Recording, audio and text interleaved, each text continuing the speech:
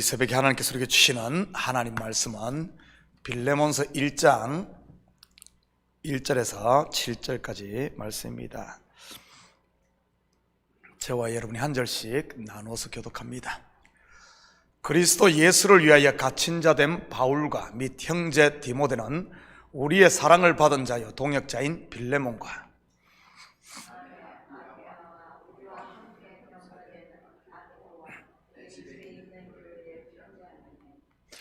하나님 우리 아버지와 주 예수 그리스도로부터 은혜와 평강이 너희에게 있을지어다.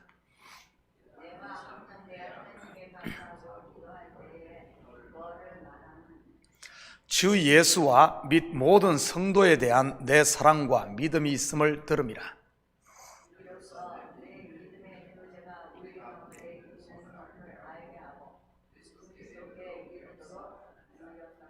함께 읽겠습니다. 형제여, 성도들의 마음이 너로 말미암아 편안함을 얻었으니 내가 너의 사랑으로 많은 기쁨과 위로를 받았노라. 아멘. 좋은 아침입니다. 우리는 지난주까지 전도서 강해를 마쳤습니다. 전도서를 마치면 창세기를 강해할 계획이었지요. 3년 전 코로나 팬데믹이 시작되기 직전에 커피 브레이크 성경 공부반을 3개 했었는데 그때 창세기를 공부했습니다. EM 리더반, 작년 오전반, 그리고 토요 저녁반 해서 말이지요. 그때 한참 재미있게 하던 차에 코로나 사태가 터져 줌으로 수요 성경 공부반만 운영하라고 다른 클래스는 다 중단을 했었습니다. 그때 수요 성경 공부반에 한 5명에서 6명 정도가 2년여에 걸쳐 창세기를 공부했었는데 아마 그때 공부하신 분들에게는 복습의 기회가 될 것 같습니다. 이번 주 창세기 강해를 시작하려고 하는데 마침 다음 한 주가 뉴멕시코 선교라 다녀와서 이 창세기 강해를 시작하려고 합니다. 이번 주에 제가 3번의 새벽 설교를 하는데 그 사이에 어떤 성경을 할까 고민하다가 오늘 읽은 이 빌레몬서를 하게 되었습니다. 빌레몬서는 1장으로 되어 있고 25절로 된 짧은 서신이라 3번에 나눠서 하면 끝낼 수 있을 것 같아 선택을 했지요. 그런데 어제 오후에 설교를 준비하며 이 짧은 빌레몬서 속에 엄청난 복음의 진수, 곧 보화가 들어있는 것을 발견하게 되었습니다. 이번 한 주 같이 빌레몬서를 공부하면서 이 보화를 캐서 공유했으면 좋겠습니다. 먼저 빌레몬서는 여러분도 알다시피 바울이 로마 옥중에 있을 때 쓴 옥중 서신입니다. 옥중 서신 하면 에베소서, 빌립보서, 골로새서, 그리고 본서인 빌레몬서이지요. 빌레몬서에는 여러 사람들의 이름이 언급되지만 핵심적인 사람은 오늘 본 저자인 이 바울과 수신자인 빌레몬 그리고 오네시모입니다. 먼저 본서의 수신자인 빌레몬은 바울로부터 복음을 듣고 그리스도인이 된 골로새에 거주하는 부유한 사람이었습니다. 골로새 교회가 이 빌레몬의 집에서 시작되었고요. 그래서 아마 골로새서 살 때 그 골로새 교회가 빌레몬 집에 있었던 겁니다. 그에게는 한 노예가 있었는데 그 이름이 오네시모이고요. 이 오네시모라는 노예가 주인인 빌레몬으로부터 도망을 쳐 로마에 오게 됩니다. 그가 도망칠 때 주인의 돈까지 훔쳐서 말이지. 당시 도망친 노예가 잡히면 엄청난 처벌뿐만 아니라 목숨까지도 잃을 수 있는 그런 시대였습니다. 그런데 아이러니컬하게도 이 오네시모가 가택연금 상태에 있는 바울을 만나 복음을 듣고 회심하게 됩니다. 단순히 회심한 단계를 넘어 갇힌 바울을 돕는 오른팔의 역할까지 하게 되지요. 신약에 보면 바울이 스스로 복음으로 난 아들로 칭하는 사람이 셋 있습니다. 누구죠? 먼저는 디모데입니다. 확인합니다. 디모데전서 1장 2절입니다.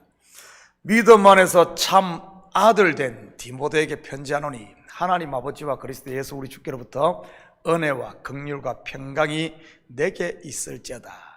믿음 안에서 참 아들 된 디모데. 두 번째는 디도입니다. 디도서 1장 4절입니다. 같은 믿음을 따라 나의 참 아들 된 디도에게 편지하나니. 여기도 보면은 내 참 아들이라고 이 디도를 표현합니다. 그리고 마지막 한 사람이 오늘 본문에 나오는 도망친 노예 오네시모입니다. 확인합니다. 빌레몬서 1장 10절입니다. 갇힌 중에서 낳은 아들 오네시모를 위하여 내가 내게 간구하노라. 여러분에게도 이런 복음으로 낳은 아들이 있습니까? 뭐 낳기만 한다고 아들이라 말할 수는 없을 것입니다. 낳아서 길러 스스로 독립해도 될 만큼 자랐을 때 복음으로 낳은 아들이라 이끌 수 있을 것입니다. 우리가 알다시피 바울이 아들이라 칭한 디모데는 에베소 교회를 맡아 담임하는 목회자이고 디도 또한 그레데 교회를 섬기는 목사였습니다. 그렇다면 갇힌 중에 낳은 아들, 본문의 오늘 이 오네시모는요, 본서를 공부하다 보면 이 오네시모 또한 이제는 성숙한 신앙인으로 자라 바울이 그를 독립시키려 한다는 사실을 알 수가 있습니다. 그런데 그의 독립은 디모데나 디도와는 달리 도망쳐 나온 주인에게 다시 돌아가는 것이고요.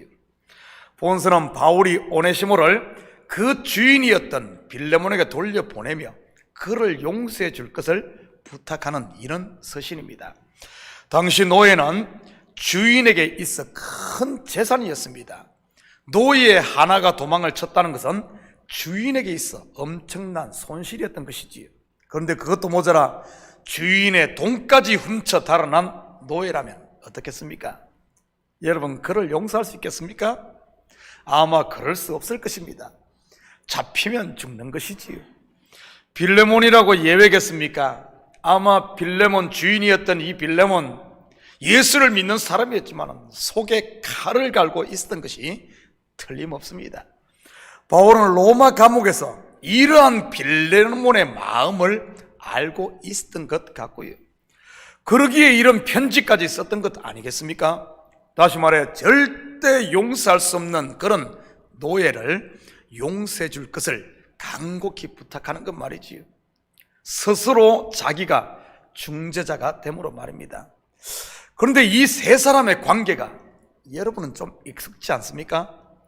주인의 재산을 훔쳐 도망친 노예로서 오직 심판만이 기다리고 있는 오네시모, 그런 노예를 아들로 삼아 주인에게 돌려보내며 중재하는 사도 바울, 그리고 중재자로 인해 그런 원수와 같은 도망친 노예를 용서하고 다시 품는 주인 빌레몬, 바로 하나님을 버림으로 오직 영원한 심판만이 기다리는 인생들, 그런 죄인들을 위해 친히 중재하시는 예수님, 그리고 아들의 중재로 우리를 다시 아들로 삼으시는 하나님, 바로 복음의 이야기인 겁니다.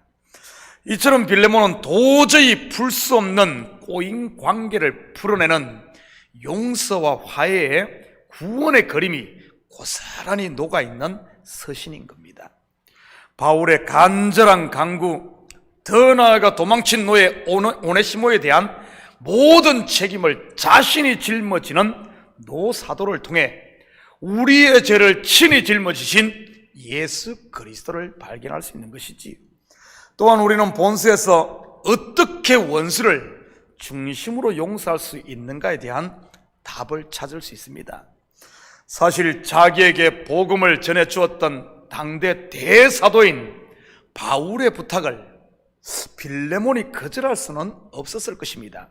그렇지만 중심으로 오네시모를 용서하지 않는다면 그것은 더 큰 고통이지 않겠어요?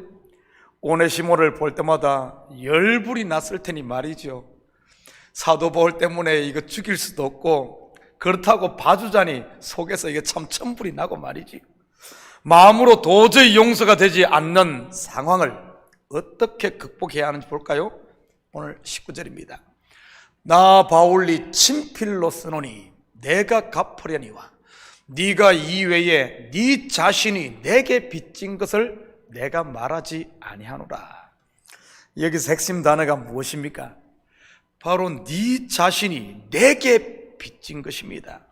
그렇다면 빌레몬이 바울에게 빚진 것이 무엇이었겠습니까? 바로 복음에 빚진 것입니다. 예수님의 비유 속 1만 달란트 탕감받은 종도 같은 빚을 졌고요. 다시 말해 사도 바울의 요지는 이런 것입니다. 네가 중심으로 네가 용서가 안 되거든, 도망친 너의 이 오네시모가 용서할 수 없거든, 네가 받은 구원의 은혜를 한번 생각해 봐, 이런 말입니다. 이것은 지금 우리도 마찬가지지요. 혹시 여러분 가운데 내가 죽으면 죽었지 절대 용서가 안 되는 사람이 있습니까? 살다 보면 그런 일이 있을 수도 있지요.